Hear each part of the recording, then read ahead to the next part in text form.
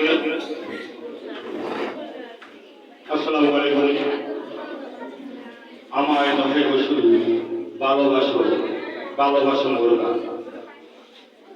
কবি নজরুলকে মনে পড়ে, আরো মনে পড়ে শাওন রাতে যদি স্মরণে আসলে মোরে নয়নে বাণী জলে।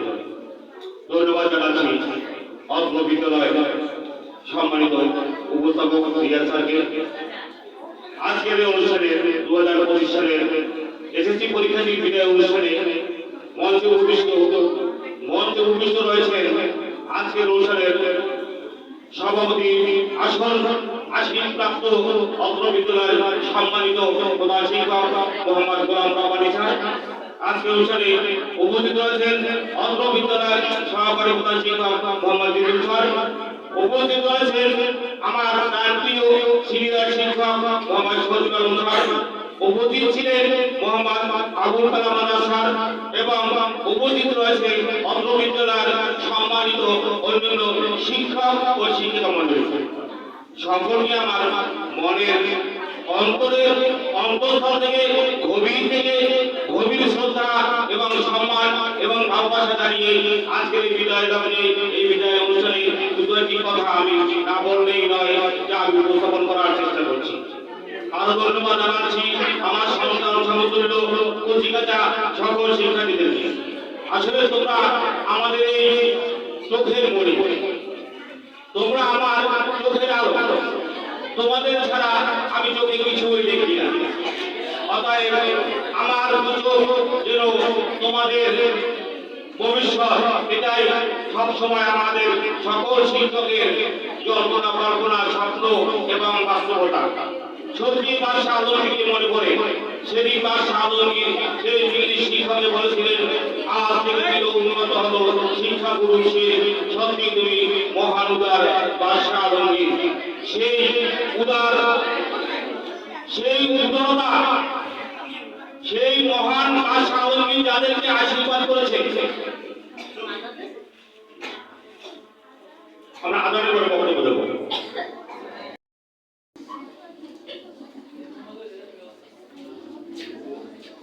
আলমগীরের আশীর্বাদ প্রাপ্ত সেই শিক্ষক হলাম আমরা। অতএব আমাদের সেটাও লক্ষ্য রাখতে হবে যে শিক্ষকের যে মর্যাদা, আমার পার মাথা থেকে মাথার চোখ পর্যন্ত শিক্ষক সুলভ আচরণ থাকতে হবে। অতএব এদিকে আমি না বাড়িয়ে আমি আজকের দিনের উপলক্ষে দু একটি কথা বলবো। আসলে সেই পুরাতন কথা, সেই চিরদূর কথা যেতে নাহি দেব হয়, তবু যেতে দিতে হয়, তবু চলে যায়। আসলে তোমাদেরকে আমরা যেতে দিতে চাই না, রেখে দিতে চাই। আসলে কি সেটা সম্ভব? তাহলে কি তোমরা ভবিষ্যতে তোমাদের আলো পত্রিকা তোমরা কি সেই তোমাদের প্রতিভাকে তোমরা ফুটিয়ে তুলতে পারবে? না, পারবে না। তাই তোমাদেরকে আমাদের বিদায় নিতেই হবে, তোমাদের বিদায় নিতেই হবে। আমার মনে পড়ে গেছে সেদিন শোনা একটি গল্পের কথা।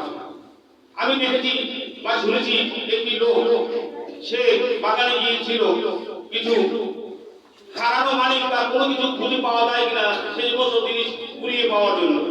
সেখানে গিয়ে সে কুড়িয়ে পেয়েছে কতগুলো ডিমগুলো কুড়িয়ে নিয়ে এসে সে তার মুরগির বাচ্চার সাথে, মুরগির ডিমের সাথে সে তা দিয়েছে। তা দেওয়াতে সেখানে কতগুলো মুরগির বাচ্চা ফুটে বেরিয়েছে।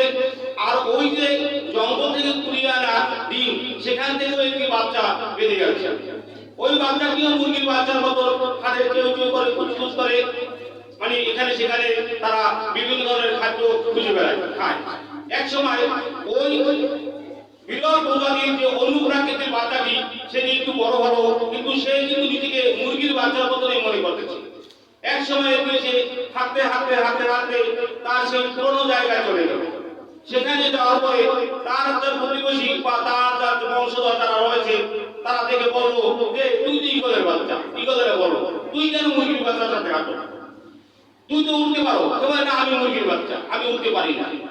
তারপরে তাকে অনেক উৎসাহ উদ্দীপনা দিল তার সহযাত্রীরা।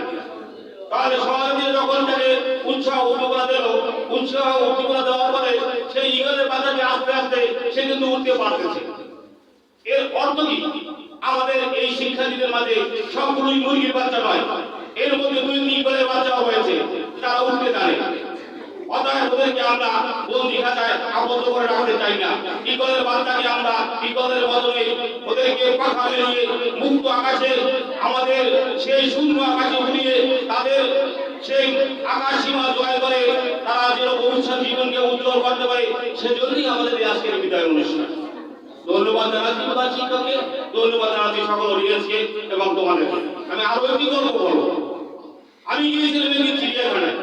চিড়িয়াখানায় গিয়ে দেখি সেখানে কতগুলো হাতির বাচ্চা শিকল দিয়ে বাঁধা হয়েছে, পাশে মা হাতিটা বসে আছে।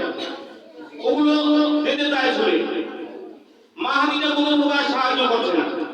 আমি জিজ্ঞাসা করলাম, তথা সেখানকার উপস্থিত আমি একজন জিজ্ঞাসা করলো যে আপনি মা হাতি হয়ে আমরা বাচ্চাদেরকে শিকল দিয়ে বন্দি করে রেখেছে, আপনি কেন ওদেরকে ছাড়িয়ে দিচ্ছেন না? এটার কারণ কি? আপনার তো কোনো ভূমিকাই নেই, আপনি নীরব ভূমিকা পালন করছেন। তখন মা হাতিরা জবাব দিল, আমি যখন বাচ্চা ছিলাম তখন আমাকে এরকম শিকল দিয়ে বেঁধেছিল, তখন আমি অনেক চেষ্টা করে আমি এখান থেকে শিকল মুক্ত হতে পারিনি।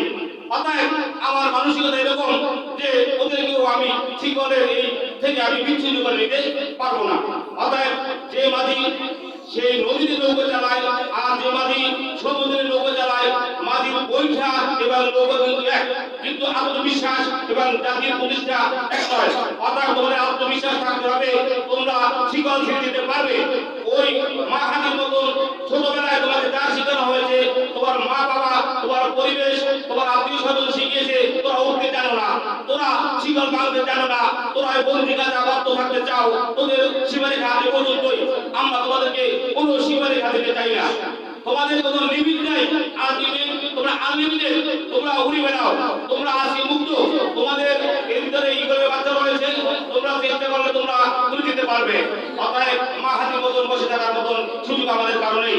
আমরা তোমাদেরকে শিখাচ্ছি, তুমি চেষ্টা করো, তুমি ছিনিয়ে আনতে পারবে সেই সমুদ্র থেকে অনেক কিছু মানিক হীরামানিক মুক্ত আনতে পারবে। তুমি যদি আত্মবিশ্বাস রাখতে পারো যে তুমি সমুদ্রের নৌকা চালাতে পারবে, আর তোমার যদি আত্মবিশ্বাস না থাকে তাহলে তুমি কখনোই পারবে না। আমার বক্তব্য দীর্ঘায়িত করতে চাই না, এখান থেকে মূল বক্তব্য যদি তোমরা বুঝে নিতে পারো তাহলে তোমাদের জীবন ধন্য হয়ে যাবে। আমি পরিশেষে সকলের অনুরোধ জানিয়ে আমি আরেকটি কথা বলতে চাই। অনেক বেদনা দিয়েছি, অনেক কষ্ট দিয়েছি তোমাদেরকে, অনেক অনুরোধ কথা বলেছি। শুধু আমি নয়, আমার সহজাত, আমার সহধর্মী, আমার সহকর্মী যারা আছেন সকলেই তোমাদেরকে মন্দ বলেছি, আমরা বেতন কাজ করেছি। আসলে এটা কি আমার জন্য? তোমরা বেতন কাজ করেছি তোমাদের ভবিষ্যতের জন্য। আমাদেরও হৃদয় ভেঙে যায় যদি একদিন একটি ছেলেকে আমরা বেতন কাজ করেছি, সেদিন আমার ঘুম হয়নি। অতএব তোমরা এটা বুঝতে পারবে সে আগের কথা যতদিন হবে না হবে তোমারই অবস্থা শিক্ষকের সঙ্গে। অতএব তোমরা বুঝতে পারবে আজকে দিনের কতটা মর্তবা, কতটা মূল্য, কতটা মর্মহত আছে। আমরা সত্যি আমরা আজকে হৃদয় থেকে কথা বের হতে চাই না, তারপরও বাধ্য করছি হৃদয়কে যে ওদেরকে দুটি কথা বল, না বললে ওরা ওই মুরগির বাচ্চার মতন ওই ঈগলের বাচ্চাকেও চেউ চেউ করে ডাকবে। ওই ঈগলের বাচ্চাটি সবসময় মুরগির বাচ্চা হয়ে বসবাস করবে। আমি চাই ঈগলের বাচ্চা ঈগলের মতো বসবাস করুক, মুরগির বাচ্চা মুরগির মতন বসবাস করুক। তোমাদের মধ্যে ডাক্তার, ইঞ্জিনিয়ার হবে, অনেক বড় কবি সাহিত্যিক হবে, প্রধান শিক্ষক হবে, প্রিন্সিপাল হবে, নার্স হবে, পাইলট হবে। আসলে হবে না? হয়েছে তো, অনেকেই হয়েছে, তোমরাও হবে। তোমরা একটু আত্মবিশ্বাস তোমাদের জাগিয়ে করো। তোমরা ঘুমিয়ে স্বপ্ন দেখবে না, ঘুমিয়ে স্বপ্ন দেখার স্বপ্ন নয়, জেগে জেগে স্বপ্ন দেখতে হবে। আর বক্তব্য না বাড়িয়ে তোমাদের ভবিষ্যৎ এবং মঙ্গল সকলের সুস্বাস্থ্য কামনা করে আমি আমার বক্তব্য আজ এখানে শেষ করছি। খোদা হাফেজ। বাংলাদেশ জিন্দাবাদ। বাংলাদেশ